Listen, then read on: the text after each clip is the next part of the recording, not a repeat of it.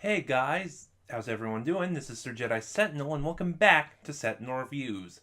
Now that Doctor Who Series 11 is over, it's time to look at the series as a whole, and I will be doing that by looking at the top 5 best and the top 5 worst episodes of Series 11.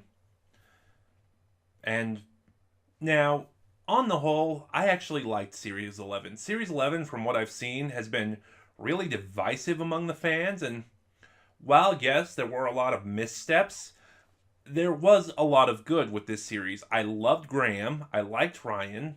I love the 13th Doctor. The opening sequence and the 13th Doctor's TARDIS interior are probably my favorites in those categories. Probably. It's so recent, but we'll see. And yeah, so, let's just I can't really think of anything else to say other than that. I liked Series 11. It did have some missteps.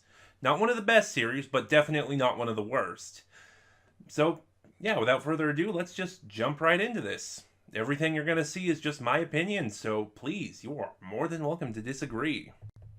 Now, these first two, I have to admit, were neck and neck. If I did this video at a different time, or if I thought about it a little more, they probably would have changed spots. They probably would not have.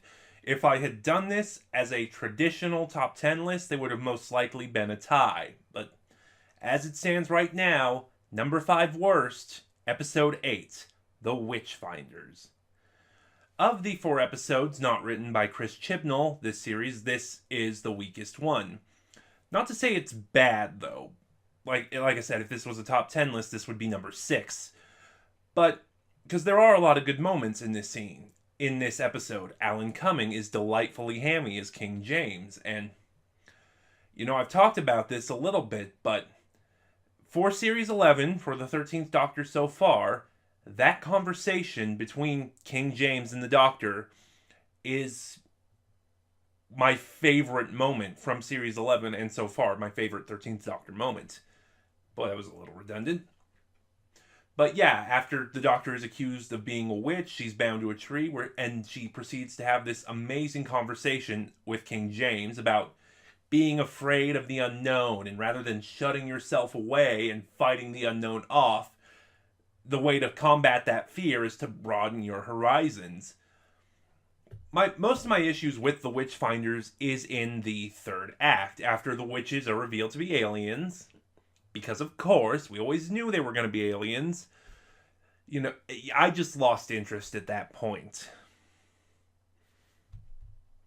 And yeah, there's not really much more I can say to that. A decent episode, good guest star, great moments, but ultimately brought down by a very, very weak third act. And now the episode it competed against, number 5 best, episode 9, It Takes You Away. This is definitely an A for effort episode. The concepts were so out there and everyone just went with it that, the effort was put in there, and it is a memorable episode, which is really good. A lot of people were complaining about the frog, and I saw that before I went into it. Having watched the episode, it's like, really? This doesn't make sense?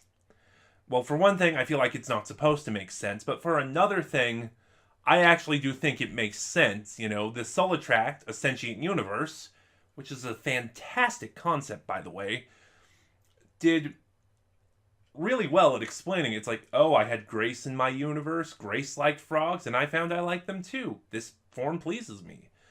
I really liked it. And one of the things I other liked is, I didn't initially see it, but then Council of Geeks in his review brought it up, that this episode is very similar to A Wrinkle in Time. It takes sci-fi, but it looks at it much more spiritually than normal. And thinking about that and watching this episode again, I really liked that. I thought it worked really well, and I thought it worked so well because Doctor Who had never looked at sci-fi like that before. Even though it's classified as science fiction, admittedly, I think Doctor Who is similar to Star Wars. It's more science fantasy in its execution. And just to see it, really take a step away from the realism of science fiction, kind of. I don't really have a better way to phrase that, I'm sorry, but and take it this much more sort of spiritual, fantastic look at sci-fi. Again, I really like that concept, and I thought it was executed well, could have been better. And yeah, if you didn't see my episode review, this episode is brought down by one of the worst side characters ever. If you didn't see my It Takes You Away review, I hate Eric.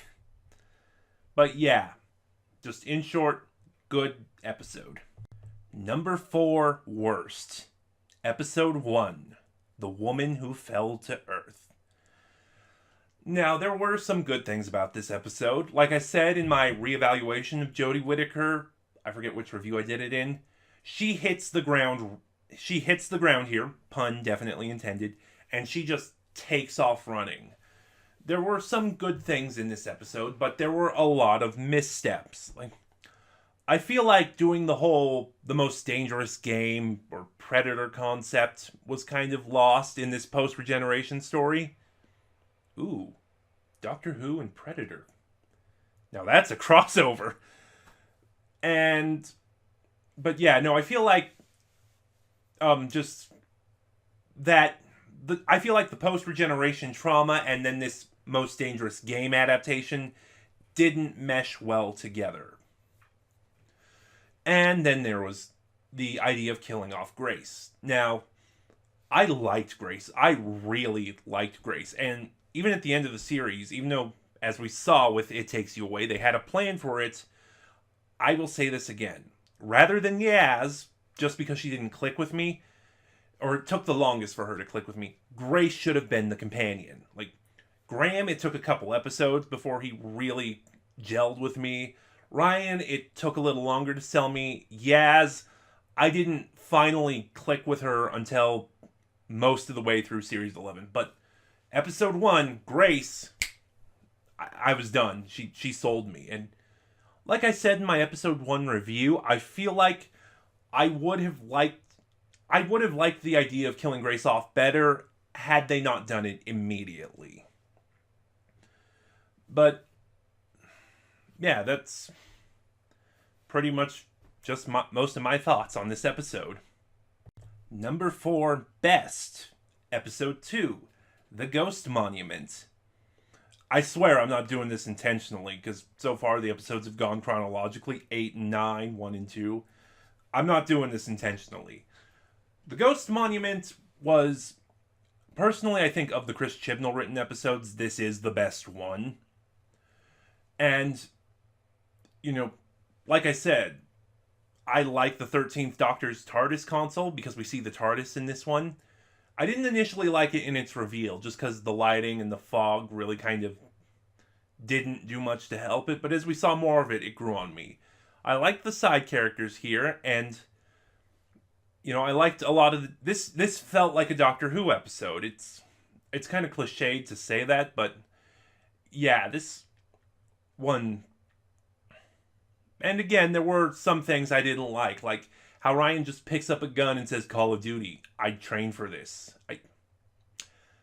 In those early episodes, it felt like they were trying to have Ryan be the cocky, arrogant, sort of smug guy, and I didn't like that. Thankfully, it stopped. I'm trying to figure out what else I want to say about this episode. It looked like this episode was setting up series-long arcs, which thankfully never came through. I mean, yes, a character mentioned comes back, but that's not a series arc. But yeah, overall, this episode was a lot of fun. It's just, we had a lot of episodes, it's like, let's talk about history, let's tackle serious topics, and then, or, let's do something dark and serious and edgy, and then throughout Series 11, they said, but let's save 2 episodes just to do something that's just good fun. And I think The Ghost Monument really benefits from that. Number 3, worst. Episode 5, The Tsuranga Conundrum. I'm kind of surprised, because from looking around, people have been calling The Tsuranga Conundrum the worst episode of Series 11. And I'm just like, really? it's not that bad. Granted, I have a lot of issues with it, but it's not as bad as people make it out to be. I have one serious issue, which I'll get to in a minute, but more so than any other episode in Series 11, I'm giving the Suranga Conundrum the benefit of the doubt. When I originally posted my review, someone said, and, internet, grain of salt, should have researched, but someone said that Chris Chibnall was originally not supposed to write this episode. And it's just, if something happened and, this was a late change or something, yeah, I can kind of make sense why this episode is weak, but yeah, the side characters are not, save for one, well, two, but one of them's more for a gimmick, aren't really all that memorable. And just my biggest issue is the pating. They have this super deadly monster with all these descriptions that have it built up to be a xenomorph, and instead you get a plushie. It doesn't work. It just didn't work for me. This one I expect to get a lot of flack for being so low on the list, even though in a traditional top 10, this would be number 3. Number 3, best. Episode 3, Rosa. Again, I like Rosa. I thought it was a good episode. However, on a recent rewatch, it didn't hook me the way it did on that first viewing. There are still some problems. The villain is incredibly weak. I don't have an issue with him having a poor backstory anymore because, you can't logic racism. But that being said, it's just, I really like that actor whose name I'm forgetting right now, and he was so wasted with that character in that role. And, but there was really good moments here. Vinette Robinson as Rosa Parks stole the show, and that ending was great, excluding the unnecessary pop song. But yeah, Rosa just, and it's still a really tense episode. But yeah, just on a rewatch, it didn't hold me the way it did initially. Number 2, worst. And hopefully it's the last time I have to say it, because I feel like I never say it right. Episode 10, The Battle of Ranskoor of Kolis. So, let me get this out of the way. I feel, for all its flaws, for all its missteps, that Series 11 feels closer to Classic Who than anything else the previous series in New Who have done. From the arrangement of the theme, to the visuals of the opening sequence, to bringing back the pure historical. Even the finale feels like a callback to Classic Who, because, with 2 exceptions, The Ultimate Foe and Survival, the season finales of Classic Who, unless the Doctor was regenerating, didn't feel like finales. It was essentially the Doctor goes on another adventure. And in terms of, calling back to Classic Who, I do like this episode because it is essentially the Doctor goes back on, the Doctor just goes on another adventure. But, also, I grew up with, 21st century TV and how 21st century TV is done. So, I would like the stakes to be raised in my finale a little bit. I mean, not so much. I'm glad they didn't do the whole game-changing secrets, the show is changed forever, Moffat's mystery box. I'm glad they didn't do that.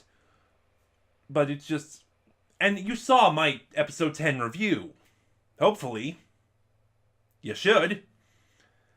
I struggled so hard to think of things to say about this episode, and honestly, that's my biggest issue with this episode. It's just, I'd rather have an episode be really good or really bad than not be memorable. And that's my problem with the Battle of Ranskoor of Kolis. It's not memorable. Number 2, best.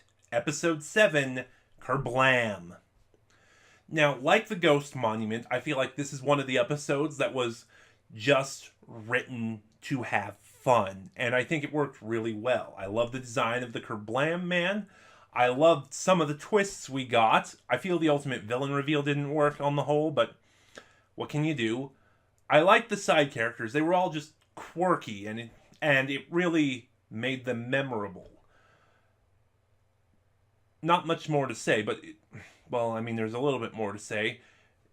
I like, from what I've seen of the Chris Chibnall written episodes in Doctor Who and Torchwood written prior to this, Dinosaurs on a Spaceship is fondly remembered just because of how much fun it was. And yeah, like I said, I like fun. Good or bad, at least if it's fun, that's always going to win points with me. And Kerblam accomplished that. It is a very fun episode. And now the last two on the list, number 10 and number 1. So, number 1, worst. Episode 4, Arachnids in the UK. Oh, this episode, so many problems. Not just dull, but it's, first, Chris Noth, it seems for every good use of a guest star Series 11 had, Vinette Robinson, Alan Cumming, there was a third one I'm trying to remember. Yeah, it seems that there was a guest star they just wasted. Mark Addy, Chris Noth, and it's just...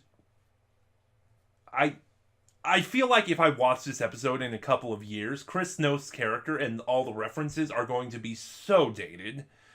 That's the problem with pop culture. It's only relevant for so long. But other than that, my problem is the ending. Now, if you've listened to me talk about some of the things I like, I'm a firm believer in, say you have an average or a mess story, a good ending can really save it. Like Going to Big Finish, for comparison, not that this is a bad story, but The Wormery is one of my favorite Sixth Doctor stories, just because that ending is so jaw-dropping. Similarly, a bad ending can really ruin a story. Actually, not even the ending. The ending was the companions deciding to keep traveling with the Doctor, which, was okay. I liked it. I liked Graham in this story.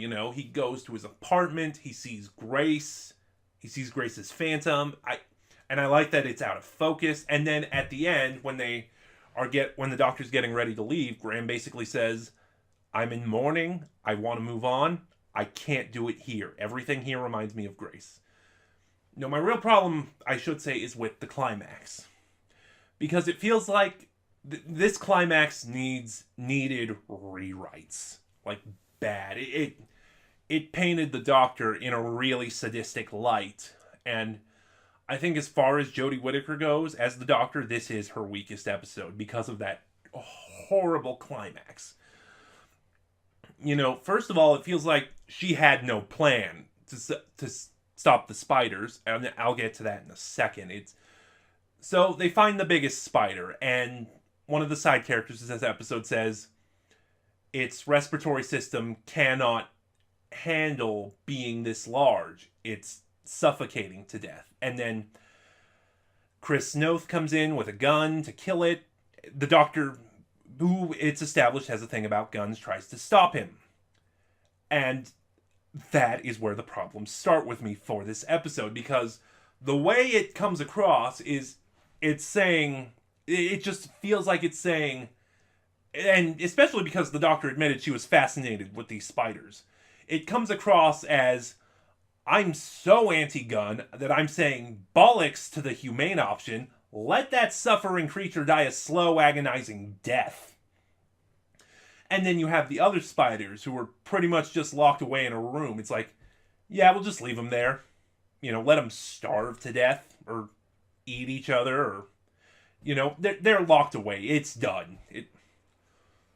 This was so aggravating.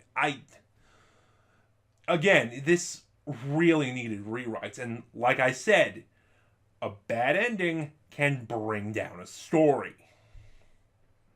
Like, in my initial review, I gave this a 4 out of 10. Honestly, thinking back on it and rewatching this just because that ending was so horrific. I'm giving this now a 2 out of 10. And there's one left, so let's stop beating around the bush. Number 1 best, episode 6, Demons of the Punjab. Now, I will say this, and I want to stress again, everything presented in this video is my opinion, so if you disagree, please voice your disagreements. I always welcome, conversation. But now, in terms of being a pure historical, or as close to a pure historical as we're going to get, and in terms of interacting with history and treating history, in my opinion, everything Rosa did, Demons of the Punjab did better. Even though I'd call them as close to pure historicals as we're going to get, Rosa still revolved around a time traveler changing history and the Doctor and co. trying to change it back. So, to me, that does lean it more on the pseudo-historical side. Here, the scientific element, the Thajarians, which I'll get into in a moment, they aren't interfering at all. The partition of India is happening all around everyone. Pakistan is being established as a country. The Thajarians aren't doing anything. They're just watching. So this is much closer, in my opinion, to a pure historical than Rosa was. I did have a problem with the Thajarians. One, I didn't like the costumes. After some of these great designs, I thought going back to just big masks was a misstep, but at least they were aliens and not anthropomorphized animals. My other big issue with the Thajarians is that scene where they explain their backstory and tell the Doctor what happened to the Holy Man and what they're there for. It just, again, did I say it in my review? I don't remember. It feels like that the only reason the Thajarians were created for this story is so they could tell the Doctor what happened and what was going to happen, because they had no way for her to figure it out for herself. One thing this episode, for me personally, has over Rosa is I was also emotionally invested. When we first meet Yaz's grandmother at the beginning of the episode, and she gives Yaz the watch, it's just, listening to... I really felt that connection between Yaz and her grandmother, and her wanting to go back and know more about her. And, excuse me. Like I said, this episode... Sorry, I've been talking a while. This episode captured me more than Rosa did in terms of emotional investment. Again, not that Rosa was bad. And I like the ending with Yaz and her grandmother. And I like the message of this episode. I thought the message was really unique. It's that, your loved ones, be they parents, grandparents, or whatever, have their stories, have their history. But when they pass it down to you, when they share their legacy with you, they are sharing it how they want to remember it. And you have to accept that.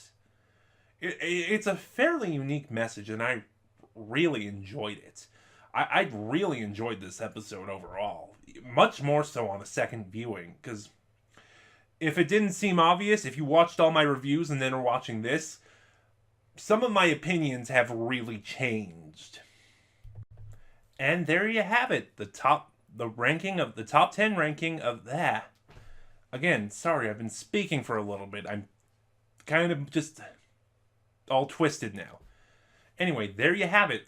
The top 10 episodes of Series 11, or the top 5 best and the top 5 worst episodes. What did you think? Go ahead, and I invite you to start a conversation in the comments. And you can remember to like, comment, subscribe, and then if you could click that bell in the corner next to subscribe to get notifications when I upload, because subscribe doesn't do that. That would be appreciated. Also, in the description below, you'll find links to my Twitter where you can follow me and updates on the channel. And this is Sir Jedi Sentinel, and I'll see you guys next time for the New Year's special.